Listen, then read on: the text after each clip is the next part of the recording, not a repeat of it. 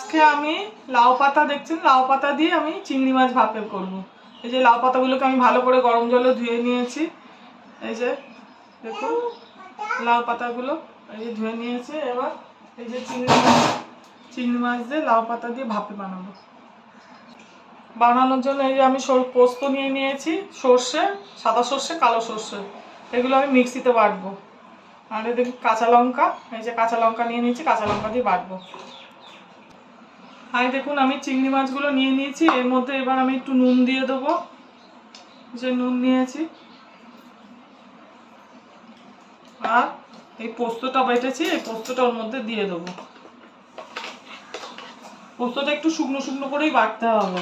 আমি পোস্তটা এর মধ্যে নিয়ে নিয়েছি, এর মধ্যে আমি একটু সামান্য কাঁচা তেল দেবো। এগুলোকে আমি এই একটা পাতা আর একটা পাতাগুলোকে আমি এইভাবে নিয়ে নিয়েছি। এর মধ্যে এবার চিংড়ি মাছগুলো আমি দিয়ে দেবো।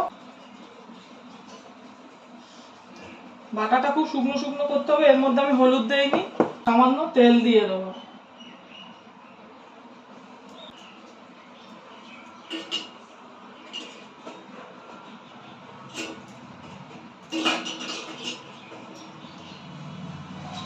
দেখুন এইভাবে আমি করে নিয়েছি। এবার এটাকে আমি সুতো দিয়ে বেঁধে দেবো। এখানে আমি করবো এই ফ্রাই প্যানটা একটু হালকা করে তেল মাখিয়ে পুরো লাগিয়ে নিচ্ছি ফ্রাই প্যানে।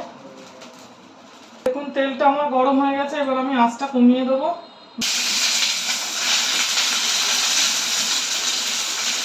ঢাকা দিয়ে দেবো, নিবানো আছেই করতে হবে। আমি এগুলোকে আস্তে আস্তে উল্টে দিচ্ছি।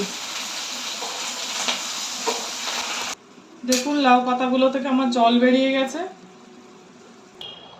দেখুন লাউ পাতা ভাপেটা আমার বানানো হয়ে গেছে। এইভাবে বাড়িতে বানিয়ে করে খেয়ে দেখবেন, ভালো লাগবে। আর আমার চ্যানেলটা লাইক, সাবস্ক্রাইব আর শেয়ার করে দেবেন।